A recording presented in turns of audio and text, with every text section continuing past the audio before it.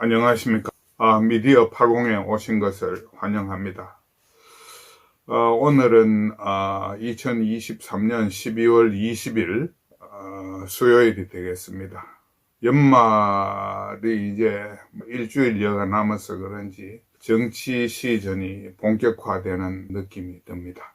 오늘 조간 사설들을 대강 살펴보면 송영길 민주당 전 대표 구속에 대한 민주당의 반응이 너무 모렴치하다, 이런 이야기, 그 다음에 민주당에서 공천 예비 후보로 등록된 사람들 중에서 33%가 전과자였다는 이야기와 함께 민주당이 한마디로 말해서 거짓말 천국이다, 일이 있을 때마다 대응이 거짓말로 일관된다 하는 비판적인 사설들이 여러 군데서 보였습니다. 그 다음에 일반 기사들을 보면요, 김건희 특검이 새로 파도가 됐는데, 제가 생각할 때는 김건희 특검은 김건희 여사가 대통령령 부인으로 등장이 된 때 이후는 공인이지만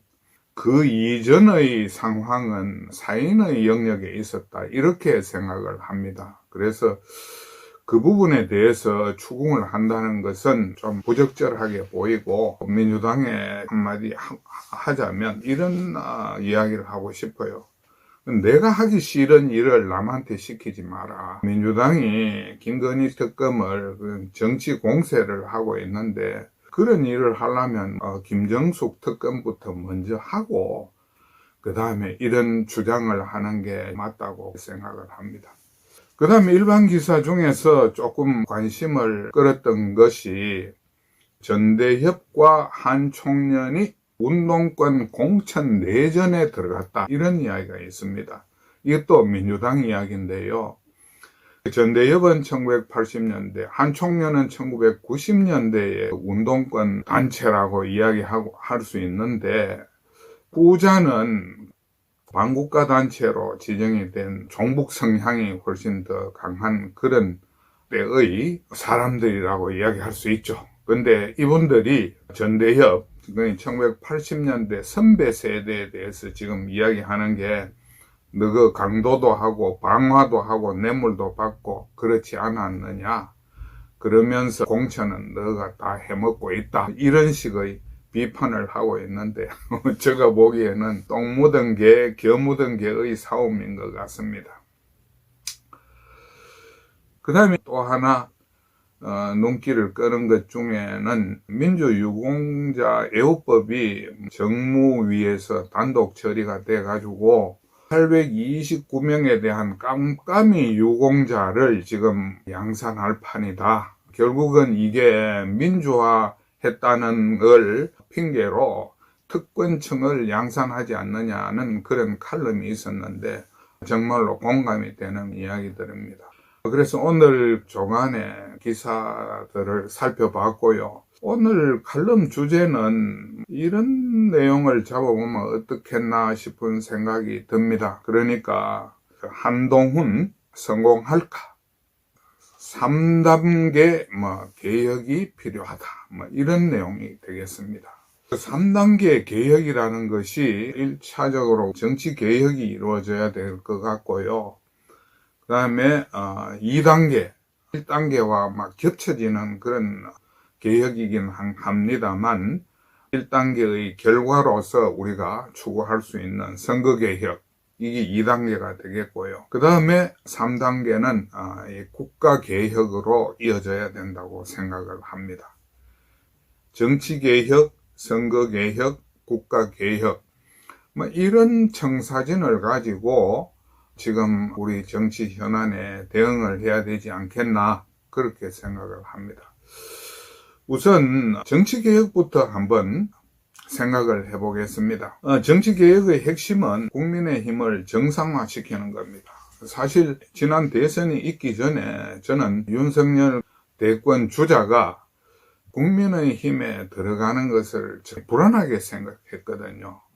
국민의힘 전 낡고 퇴폐한 정당에 들어가서 과연 새로운 일을 이룰 수 있겠느냐 이런 생각을 많이 했고, 새로운 당을 만들어 가지고 출발하는 게 맞지 않나 하는 그런 아쉬움을 가지고 있었는데, 아니나 다를까 정당에 들어가 보니까 거기에는 온갖 좀 나쁘게 이야기하면 막 협잡꾼이라고 할까요? 아니면 정치꾼들이 너무나 많이 포진이 돼 있어 가지고 대통령이 결국은 여러 가지 공경을 치렀지 않습니까? 지금도 그 상황이 저는 별로 달라지지 않았다고 생각을 합니다. 대표적인 인물을 꼽아보면 말이죠. 홍준표 전 대표나 이머시기 전 젊은 대표 있었죠. 그 다음에 요번에 김기현 대표 있었죠. 한마디로 이게 정당이라고 말하기에는 너무나 사람의 기본이 안 갖추어진 그런 정당 대표들이 계속 배출이 되고 있는데, 정말로 한심한 생각이 듭니다. 그래서 만약 한동훈 장관이 그 비대위원장을 맡게 된다면 제일 먼저 해야 될 게 정치개혁 아니겠습니까? 이런 국힘을 개혁하지 않고는요, 우리나라 정치에 미래가 별로 없지 않느냐. 적어도 국힘이라는 이 낡고 정신이 온전치 못한 이 정당을 정상적인 정당으로 되돌려 놔야 된다. 저는 그런 생각을 하거든요. 그래서 한동훈 장관이 지난번에 이야기했다시피 그 여의도 엉터리 문법을 국민 문법으로 바꿔주는 그런 정치개혁. 민생은 전혀 돌아보지 않으면서 말로만 민생을 이야기하는 그런 정치 문화를 개혁을 해서 2단계의 선거 개혁을 이루어야 되지 않겠느냐, 그렇게 생각을 합니다. 2단계 선거 개혁, 쉽게 말하면 내년 4월 총선을 승리하는 건데, 저는 이 선거 개혁과 관련해서 늘 아쉽게 생각되는 사안이 한 게 있는데요. 박근혜 전 대통령이 가장 잘못한 게 뭐냐? 이렇게 저한테 묻는다면 그것은 정권을 상실한 거다. 국민이 정권을 위임을 했는데 제대로 유지를 못하고, 말하자면 악당이라고 이야기해야 될까요? 아니면 정적이라고 이야기해야 될까요? 그 악당들한테 정권을 빼앗겼는데, 정치에서는 동기가 훌륭하다고 훌륭한 평가를 받는 건 아니거든요. 결과가 좋아야 됩니다. 박근혜 대통령이 정권을 상실함으로 해서 우리 나라에 입힌 폐하, 피해, 이거는 너무나 크다고 생각합니다. 그래서 정당은 모름지기, 특히 정상적인 사고를 가진 정당은 모름지기 선거에서 승리해서 국가의 추진력을 바로잡아 줄 필요가 있다는 겁니다. 지금까지 총선에서 이긴 정당이 앞으로 가는 로켓을 쏘는 게 아니고 뒤로 가는 로켓을 계속 쏘고 있었죠. 그 바람에 나라의 발전이 엄청나게 지장을 받았는데, 선거개혁을 이루지 못하면 한동훈의 효용이라 할까, 이런 게 좀 부서질 수 있지 않을까, 이런 생각이 많이 듭니다. 선거개혁 다음에는요, 국가개혁입니다. 선거를 총선에서 이겼으면 국가를 바로잡는 활동을 해줘야 되지 않겠습니까? 근데 거기에까지 한동훈 장관이 국민들의 어떤 신망을 받고 있는 입장이니까 정치 로드맵이랄까, 이런 거를 가지고 이 사태에 임해줘야 된다고 생각을 하는데요. 그 국가개혁에서 우리가 중시해야 될 사안은 특권과 반칙을 일삼는, 평생 데모에만 투해온 이런 사람들, 말하자면 운동권을 청산하는 게 저는 가장 시급한 문제라고 생각을 합니다. 그 다음에 민주화 유공자라는 이런 역사 해석을 자기식으로 해가지고 우리나라의 특권층을 양산하는 이런 일들을 전부 다 없애야 된다고 생각합니다. 제가 역사 공부하는 사람으로서 우리나라의 민주 유공자라고 수긍할 수 있는 사람은 운동권 출신들이 아닙니다. 미안하지만 그분들의 그 민주화 운동에 대해서는 저는 긍정하는 입장보다는 부정하는 입장이 더 많습니다. 물론 긍정적인 측면이 없었던 건 아니지만 제가 보는 입장에서는 부정적인 측면이 더 크다. 오히려 우리나라에서 민주유공자라고 이야기한다면 이승만 대통령, 그 다음에 박정희 대통령, 또 논란의 여지가 있겠습니다만 전두환 대통령, 그 다음에 이병철 삼성그룹 총수, 정주영, 이런 분들이 우리나라의 진짜 민주화 유공자가 아니냐 이렇게 생각을 하거든요. 이거는 하나하나 설명이 필요하겠지만 결국은 자유민주주의에 대한 신념이 뚜렷했던 분, 그 다음에 자유민주주의를 실현할 수 있는 경제적인 바탕을 마련했던 분이 바로 우리 사회가 존경해야 될 민주화 유공자라고 저는 그렇게 봅니다. 아프리카에 자스민 혁명이고 뭐가 있었지만 그게 민주화가 됩니까? 경제적인 뒷받침이 안 되면 민주화라는 것은 사상 누각이거든요. 그런 점에서 이율 배반적인 측면이 있지만 우리 대통령 세 분이 적어도 경제 면에서는 민주화를 할 수 있는 토대를 구축했기 때문에 그 부분에서는 분명히 공로가 크다. 이렇게 생각을 해야 될 겁니다. 그리고 지금까지 잘못 해석되고 있는 역사, 이거를 바로 잡아줘야 돼요. 그래야 우리나라의 미래가 있지 않겠느냐, 저는 그렇게 생각을 합니다.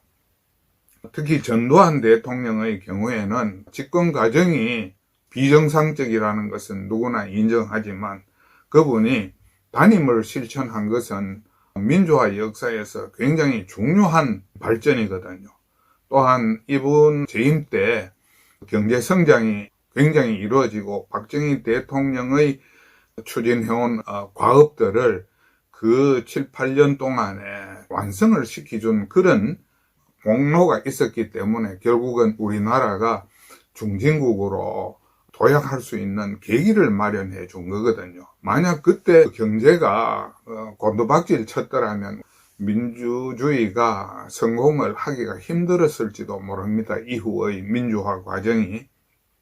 그런 점에서 우리가 운동권 위주의 민주화 시각, 이거를 교정하고 잘못된 특권층 양산 또는 선민의식, 이런 것들을 전부 해결해 줘야 되는 게 국가개혁의 다음 단계가 아니겠느냐, 이렇게 생각을 하고요. 그 다음에 거의 같은 선상의 이야기입니다만은 정과자, 거짓말쟁이, 사기꾼, 이 국회 진입을 못하도록 하는 장벽을 만들어줘야 되고요.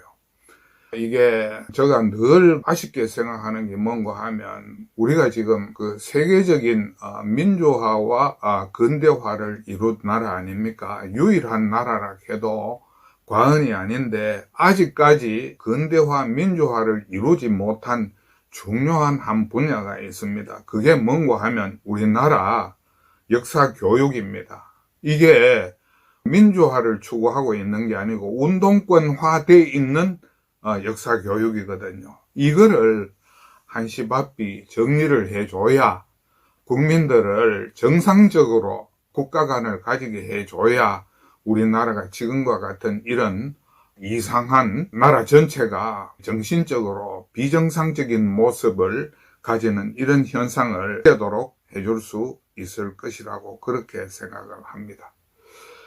국가개혁에 대해서는 주제가 너무 많고 이걸 다 한꺼번에 이야기하기는 어려우니까 오늘은 이런 정도로 말씀을 드리고 한동훈 장관이 국힘에 들어와서 해야 될 역할을 또 로드맵을 짚어보자면 긴 이야기 들어주셔서 감사합니다.